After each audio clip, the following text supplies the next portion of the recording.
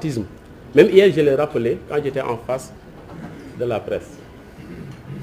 Ngagne, comme l'a rappelé Maître Abdoulaye Mboup, la Constitution, les textes et lois de ces pays ne l'interdisent pas de faire la politique. Et sur ce registre, on ne va pas vraiment y épiloguer. Ça, c'est son droit le plus absolu. Il l'exerce. Ce que l'on peut dire, nous, greffiers, on n'a rien à voir avec l'appartenance politique de Ngagne.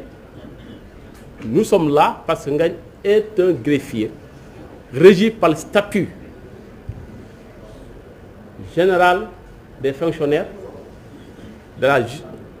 statut général des fonctionnaires porté par la loi 61-33, mais aussi par le statut particulier du cadre des fonctionnaires de la justice. C'est porté par le décret 2019-579 qui a modifié celui de 2011-509. Tous ces textes font d'un Ngagne qu'il a un statut de greffier. Et ce statut dote de Ngagne ce qu'on appelle le privé de juridiction. Donc c'est ce qui pense que nous agissons parce que Ngagne serait au-dessus de la loi, se trompe lourdement. Ngagne ne peut pas être au-dessus de la loi. Ce n'est pas possible parce que c'est un citoyen avant tout. Mais en tant que travailleur de la justice, il bénéficie de ce privilège et ce privilège, nous exigeons qu'il lui soit appliqué. Parce que dans la famille judiciaire, d'autres acteurs en bénéficient. Et des exemples sont passés par là. Un magistrat à disponibilité a eu maille à partir avec la justice, on a fait recours à son statut. C'est ainsi un avocat a eu les mêmes problèmes, on a fait recours à son statut. Et il a été passible devant la chambre d'accusation, après une mise en accusation du parquet général. Ngagne aussi, en vertu du code de procédure pénale, en ses articles 661, 662, 663 et suivants, on devait lui appliquer la même procédure. C'est ce qu'on demande.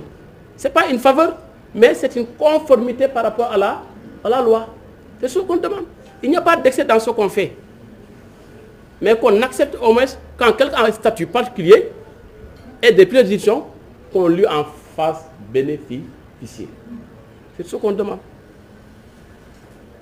Donc, il faut que je me rappelle ici, Wolof, moi, politique Ngagne, kooku yoon terewu ko ko. Ngagne du magistrat, kon mun na defi politique.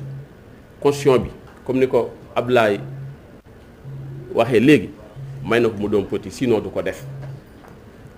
Bu ñu bëggee na greffier de politique, nañ ut statut bees nañu am leen droit de politique comme ñeneen ñi ko defale mu jeex.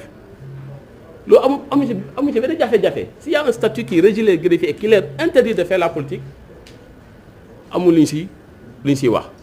Mais Ngagne am na droit def ko mu ngi koy def moo tax loolu duñ si wax. C'est pas notre vraiment nous ne sommes pas là pour l'équipe politique de Ngagne. Ces activités politiques ñun dañ fay ñëw ndaxte Ngagne greffier la. Greffier la dafa am lu ko tënk. Loi bu njëkk bi mooy loi 61 mooy bi régir képp kuy fonctionnaire di liggéey si nguur waaye képp ku liggéey si nguur aussi statut boobu général boobu bu ñu ko weesoo da nga am lu ñuy wax statut particulier parce que nag secteur yi bokkuñ xam ne secteur de la justice aussi c'est pas un secteur assez spécifique ñu am fa aussi beneen statut particulier boo xam ne dañ koo sax beesal en 2019 ndax mu ngi doon daté depuis 2011 mu am yu bees yu si dugg ay hiérarchie yu bees yu dugg mooy sa cool yi ñu cool yi temps yi nii donc loolu tax na ba loolu tey statut bees boobu noonu def na Ngagne bu ñu si boolee li ñuy wax procédure pénale article 661 662 ak yeneen yu si tegu def na Ngagne mu doon nit ko xam ne statut mayu ko dem fi ko jaar ñu jaarale ko fa loolu tekkul ne Ngagne il n'est pas un citoyen ordinaire si mais statut boobu moo tax warta mun jaar foofu noonu ndax gis nañ fi ñi nga xam ne statut boobu aussi am nañ ko ñu jaar leen fa leen war a jaarale respecté ko kon nañ bu ñuy wax palier de forme si tubaab nañ ko appliquer ñëpp ñu loolu la ñuy ñaan justice ñu ñaan ñu ko leneen la weesu nag suñu autorité judiciaire dañuy waxtaan ak ñoom parce que jàmm lañ bëgg ñoom aussi ils ont montré la voie ñu jéem a am li ñu bëgg mooy ngañ ñu delloo ko suñuy loxo coobañate am loolu daal moom mooy suñu mëbët te incha allah day su def jéego bu ne avec les autorités judiciaires et les autorités compétentes incha allah rabbi. L'autre question c'est quoi? Là? C'est la photo.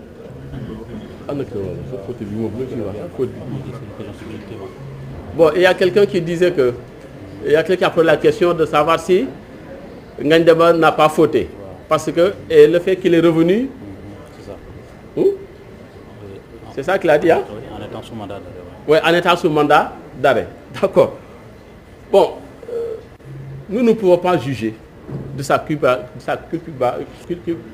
culpabilité ou bien vraiment de son innocence, quoi. Oui, on n'est pas là pour ça.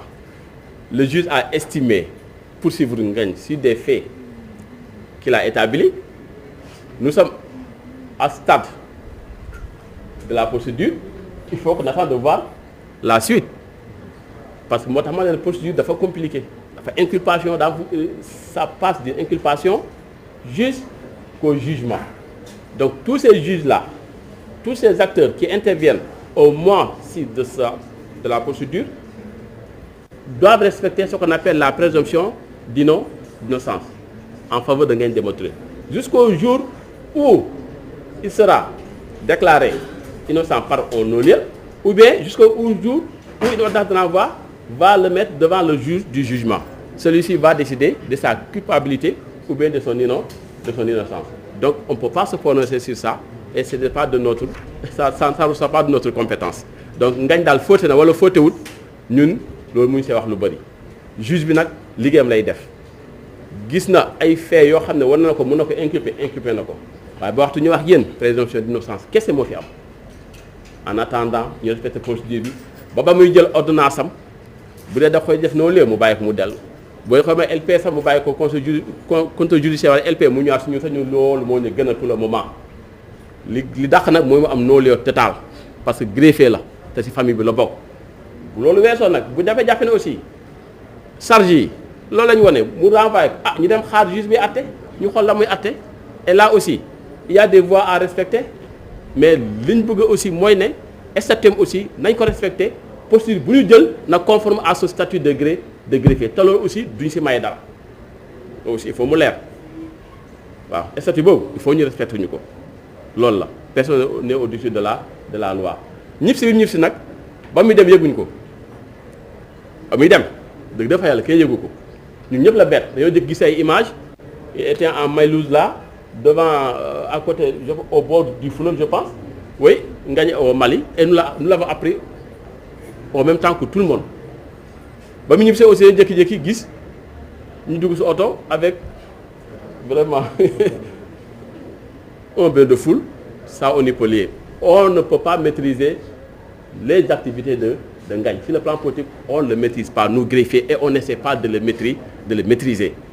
Moi, je l'ai motivé, vraiment, c'est sa vie politique et privée. Mais nous, en tant que greffier, ce qu'on doit faire, parce que c'est nous là, bon. Il n'y a pas d'autre question?